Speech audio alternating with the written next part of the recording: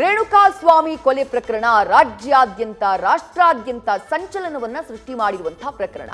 ಈ ಕೊಲೆ ಪ್ರಕರಣದ ಹಿಂದೆ ಪೊಲೀಸ್ ಇನ್ಸ್ಪೆಕ್ಟರ್ ನೆರಳಿನ ಬಗ್ಗೆ ಪ್ರಶ್ನೆ ಮೂಡ್ತಾ ಇದೆ. ಕೊಲೆಯ ನಂತರ ಪಿಎಸ್ಐ ಜೊತೆ ಆರೋಪಿಗಳು ಸಂಪರ್ಕವನ್ನ ಮಾಡಿದ್ರು. ಕಳೆದ ಕೆಲ ದಿನಗಳ ಹಿಂದೆಯೇ ಈ ವಿಚಾರ ಬೆಳಕಿಗೆ ಬಂದಿತ್ತು. ಆರೋಪಿ ವಿನಯ್ ಸಿಡಿಆರ್ ಪಡೆದು ಸದ್ಯ ಪೊಲೀಸರು ಪರಿಶೀಲನೆ ಮಾಡಿದ್ದಾರೆ. ಸಿಡಿಆರ್ನಲ್ಲಿ ಪಿಎಸ್ಐಗೆ ವಿನಯ್ ಕರೆ ಮಾಡಿರುವಂತಹ ವಿಚಾರ ಬಯಲಿಗೆ ಬಂದಿದೆ. ನೋಟಿಸ್ ನೀಡಿದ್ರಿಂದ ಠಾಣೆಗೆ ಬಂದು ಈಗಾಗಲೇ ಪಿಎಸ್ಐ ಹೇಳಿಕೆಯನ್ನ ಕೂಡ ಕೊಟ್ಟಿದ್ದಾರೆ. ಅನ್ನಪೂರ್ಣೇಶ್ವರಿ ನಗರ ಠಾಣೆಗೆ ಬಂದು ಹೇಳಿಕೆಯನ್ನ ಪಿಎಸ್ಐ ದಾಖಲು ಮಾಡಿದ್ದಾರೆ. ಪ್ರಕರಣದಲ್ಲಿ 10ನೇ ಆರೋಪಿಯಾಗಿರುವಂತಹ ವಿನಯ್ ತನಗೆ ಕರೆ ಮಾಡಿದ್ದು ಯಾಕೆ ಅನ್ನೋ ಬಗ್ಗೆ ತನ್ನ ಹೇಳಿಕೆಯನ್ನ ದಾಖಲು ಮಾಡಿದ್ದಾರೆ ಪಿಎಸ್ಐ.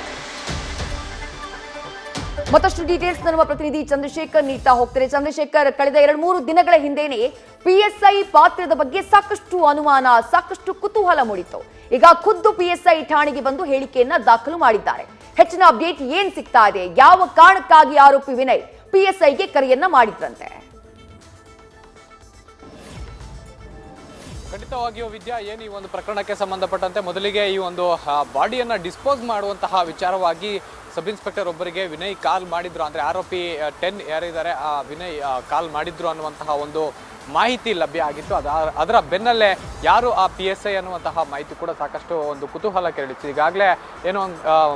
ಈಗಾಗಲೇ ಪೊಲೀಸರು ಪ್ರಕರಣವನ್ನು ಗಂಭೀರವಾಗಿ ಪಡೆದ ಹಿನ್ನೆಲೆಯಲ್ಲಿ ವಿನಯ್ನ CDR ಪಡೆದಂತಹ ಸಂದರ್ಭದಲ್ಲಿ ಆತ ಏನು ಕರೆ ಮಾಡಿರುವಂತಹದ್ದು ಸತ್ಯ ಅನ್ನುವುದು ಬಯಲಿಗೆ ಬಂದಿರುವಂತಹ ಹಿನ್ನೆಲೆಯಲ್ಲಿ ಎಲ್ಲೊಂದು ಕಡೆ ಆ PSIಗೆ ಈಗಾಗಲೇ ನೋಟಿಸನ್ನು ಕೂಡ ಪೊಲೀಸರು ನೀಡಿ ಈಗಾಗಲೇ ಆತನ ಹೇಳಿಕೆಯನ್ನು ಕೂಡ ಪಡೀಲಿಕ್ಕೆ ಮುಂದಾಗಿದ್ರೆ. ಆದರೆ ಆತ ಕುಟುಂಬದ ಜೊತೆ ಕೇರಳಕ್ಕೆ ಏನು ಪ್ರವಾಸಕ್ಕೆ ತೆರಳಿದ್ದ ಅಂತ ಹೇಳಲಾಗ್ತಾ ಇತ್ತು. ಈಗಾಗಲೇ ಆ ಪ್ರವಾಸಕ್ಕೆ ತೆರಳಿದಂತಹ ಸಬ್ ಇನ್ಸ್ಪೆಕ್ಟರ್ಗೆ ಕರೆ ಮಾಡಿ DCP ಖುದ್ದು ಮಾತಾಡಿದ್ರು ಅಂತ ಹೇಳಲಾಗ್ತಾ ಇದೆ. ಅದಾದ ನಂತರ ಬೆಂಗಳೂರಿಗೆ ಬಂದ ತಕ್ಷಣವೇ ಅವರಿಗೆ ಒಂದು ನೋಟಿಸನ್ನು ನೀಡಿ ಯಾಕಾಗಿ ಅವರು ಕರೆ ಮಾಡಿದ್ರು, ವಿನಯ್ ಆರೋಪಿ ಏನಿದ್ದಾನೆ ಆತ ನಿಮಗೆ ಯಾವ ರೀತಿಯಾಗಿ ಸಹಾಯವನ್ನು ಕೇಳಿದ ಅಥವಾ ಯಾವ ಕಾರಣಕ್ಕಾಗಿ ನಿಮಗೆ ಕರೆ ಮಾಡಿದ್ದ ಅನ್ನುವಂತಹ ವಿಚಾರವಾಗಿ ಮತ್ತೆ ಸುಮಾರು 2ರಿಂದ 3 ನಿಮಿಷಗಳ ಕಾಲ ಏನು ಸಂಭಾಷಣೆ ಇತ್ತು. ಆ ಸಂಭಾಷಣೆಯಲ್ಲಿ ಯಾವ ರೀತಿಯ ಮಾತುಗಳನ್ನು ಹೇಳಿದ್ರಿ, ಮತ್ತೆ ಈಗಾಗಲೇ ವಿನಯ್ ಕೂಡ ಈ ವಿಚಾರವಾಗಿ ಹೇಳಿಕೆಯನ್ನು ನೀಡಿದ್ದಾನೆ, ನಿಮ್ಮ ಹೇಳಿಕೆ ಅವರಿಗೆ ತಾಳೆ ಆಗುತ್ತಾ ಇಲ್ವಾ ಅನ್ನುವಂತಹ ಸಾಕಷ್ಟು ಕ್ವಶನ್ಗಳನ್ನು ಮಾಡಿ ವಿಚಾರಣೆಯನ್ನು ನಡೆಸಿದಾದ ನಂತರ ಆ ಸಬ್ ಇನ್ಸ್ಪೆಕ್ಟರ್ ಹೇಳಿಕೆಯನ್ನು ಕೂಡ ನಿನ್ನೆ ದಾಖಲು ಮಾಡಿಕೊಂಡು ಕಳಿಸಿರುವಂತಹದ್ದು. ಇನ್ನೂ ಹೆಚ್ಚಿನ ವಿಚಾರಣೆಗೆ ಬೇಕಾದರೆ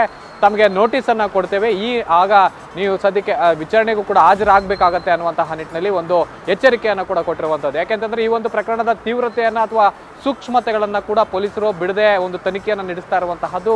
ಎಲ್ಲೋ ಒಂದು ಕಡೆ ಈ ಒಂದು ಪ್ರಕರಣಕ್ಕೆ ಸಂಬಂಧಪಟ್ಟಂತೆ ಬಾಡಿ ಡಿಸ್ಪೋಸಲ್ ಅಲ್ಲಿ ಏನಾದರೂ ಸ್ವಲ್ಪನಾದರೂ ಕೂಡ ಐಡಿಯಾವನ್ನು ಕೊಟ್ಟಿದ್ದಾಗಲಿ ಅಥವಾ ಈ ರೀತಿಯಾಗಿ ಮಾಡಿ ಅನ್ನುವಂತಹ ಸಹಾಯವನ್ನ ಮಾಡಿದ್ದ ಅನ್ನುವಂತಹ ಆರೋಪ ಅಥವಾ ಆ ರೀತಿಯಾದಂತಹ ಕುರುಹುಗಳು ಕಂಡು ಬಂದರೆ ಖಂಡಿತವಾಗಿ ಸಬ್ ಇನ್ಸ್ಪೆಕ್ಟರ್ಗೆ ಕೂಡ ಕಂಟಕ ತಪ್ಪಿದ್ದಲ್ಲ ಅಂತಂದ್ರೆ ತಪ್ಪಾಗಲ್ಲ. ವಿದ್ಯಾ, ಥ್ಯಾಂಕ್ ಯು ಚಂದ್ರಶೇಖರ್ ತಮ್ಮೆಲ್ಲ ಡೀಟೇಲ್ಸ್ಗೆ. ನ್ಯೂಸ್ ಫಸ್ಟ್ ನಿರ್ಭೀತಿಯಿಂದ ನಿಮ್ಮ ಪರವಾಗಿ.